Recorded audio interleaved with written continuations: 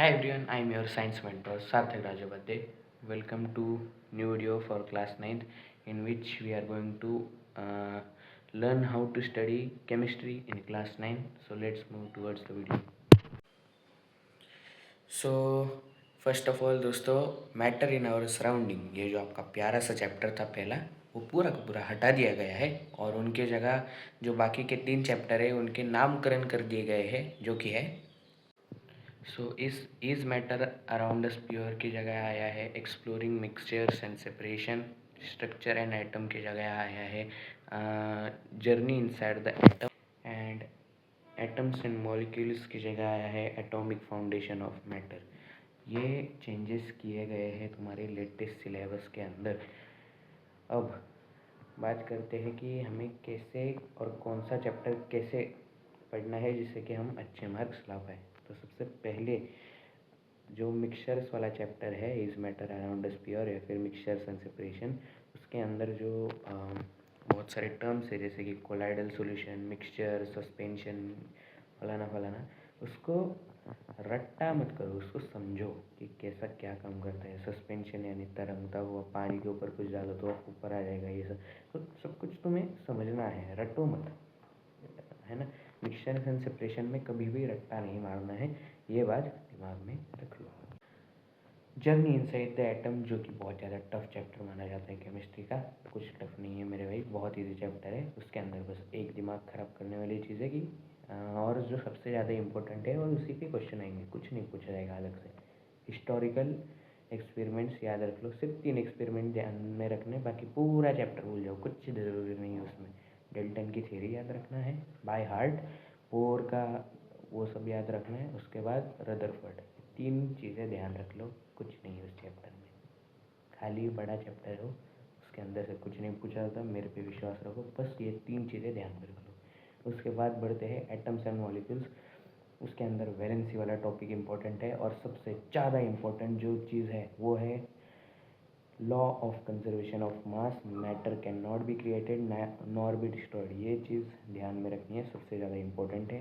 ये बेस है law of conservation of mass, 10th 11th 12th पूरी डिपेंडेंट है, क्लास 9th में ये चीज़ें मास्टर कर लो, valency and law of conservation of mass. अब बढ़ते आगे, अब बढ़ते हैं 4 ऐसे रूल जो तुम्हारे क्लास 9 को बहुत नेक्स्ट लेवल पे लेके जाएंगे।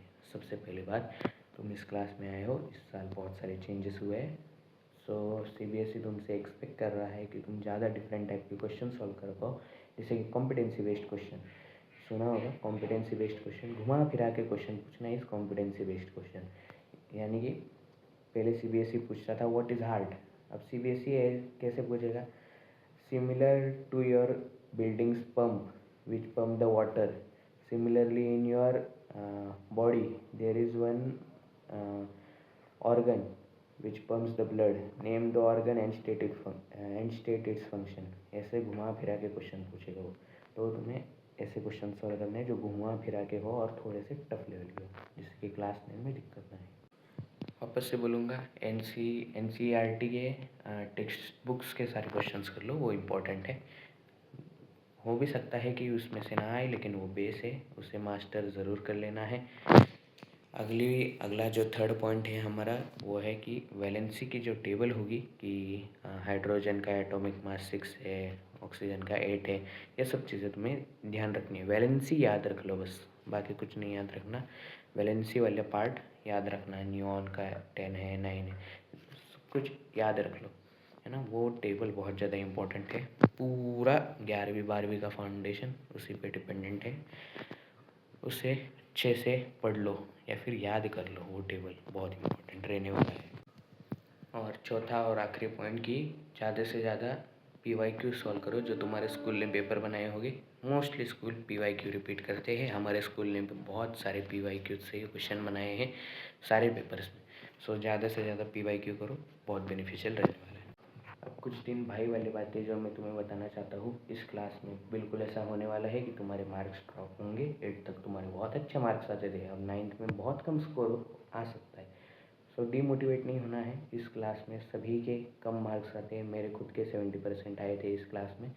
10th में मैंने अच्छे से मार्क्स स्कोर किए, 9th के मार्क से बिल्कुल भी फ़र्क नहीं पड़ेगा कि तुम 10th में कैसा परफॉर्म करोगे। ये थोड़ा सा हाई लेवल वाली क्लास है, डरा नहीं रहो, अवेयर कर रहा हो कि होता है, थोड़ा सिलेबस बढ़ जाता है, पूरा का पूरा सिलेबस फाइनल एग्ज़ाम में आ रहा होता है। इससे पहले 2 सेमेस्टर होते थे तुम्हारे, पहले आधा सिलेबस फिर फाइनल में आधा सिलेबस, अब पूरा सिलेबस है। थोड़ा सा प्रेशर बढ़ेगा दिमाग पे, थोड़ी सी मुश्किलें आएंगी, लेकिन हार नहीं माननी है। बहुत अच्छे मार्क्स आएंगे, बट मेहनत करो। दूसरा पॉइंट है कि दूसरों से कंपेयर करना छोड़ दो। इसके 9th में इतने ज़्यादा आ गए, अब ये 10th में भी फोड़ देगा। अगर उसके ज़्यादा आए हैं वो ईगो पे चला जाएगा और 10th में इतने अच्छे मार्क्स शायद स्कोर ना कर पाए। लेकिन तुमने अगर मेहनत करी है 9th में, तो कॉन्सेप्ट तुम जो 10th में यूज़ करोगे, तुम्हें 10th ज़्यादा आसान जाएगी अगर तुमने मेहनत करी है। देखो, मेहनत तो गधा भी करता है, ये मुझे भी पता है, लेकिन मेहनत सही डायरेक्शन में करो तो वो स्मार्ट वर्क कहा जाता है। तो हमें स्मार्ट वर्क करना है, हार्ड वर्क तो गधा भी करता है। एंड लास्ट पॉइंट की जो क्लास 9 की केमिस्ट्री है, वो पूरी के पूरे आगे जितना भी तुम केमिस्ट्री पढ़ोगे, अगर 10th के बाद साइंस ली, फिर 10th में भी केमिस्ट्री काम आती है क्लास 9 की। क्लास 9 की केमिस्ट्री बोलते हैं ना कि 9th बेस है, तो chemistry is one of that, कि केमिस्ट्री काम आती है आगे जाके। केमिस्ट्री एंड फिज़िक्स, ये 2 चीज़ें, तो इन चीज़ों को मास्टर कर लो और बाकी चिल करते रहो। पढ़ाई के साथ साथ गेम भी खेलो, मस्ती करो, दोस्तों के साथ घूमो, यहाँ जाओ वहाँ जाओ, पिकनिक पे जाओ, सब चीज़ें करनी है, बट साथ ही में 1-2 घंटा पढ़ाई के लिए निकालो, मज़े करो। 9th और 10th इतनी ज़्यादा मुश्किल नहीं है। जब तुम 11वीं में जाओगे तब तुम्हें पता चलेगा। मैं अभी 11वीं में हूँ, बहुत ज़्यादा सिलेबस बढ़ जाता है। तुम्हें अब जो मज़े कर पा रहे हो उतने ज़्यादा टाइम नहीं मिलेगा। अभी जितना टाइम है दोस्तों के साथ एंजॉय करो, यहाँ वहाँ घूमो एंड पार्टी करो। बाकी मिलते हैं ऐसी ही अगली धमाकेदार वीडियो के साथ। तब तक के लिए अपना ध्यान रखना। Stay smiling and happy. Lots of love. Bye bye.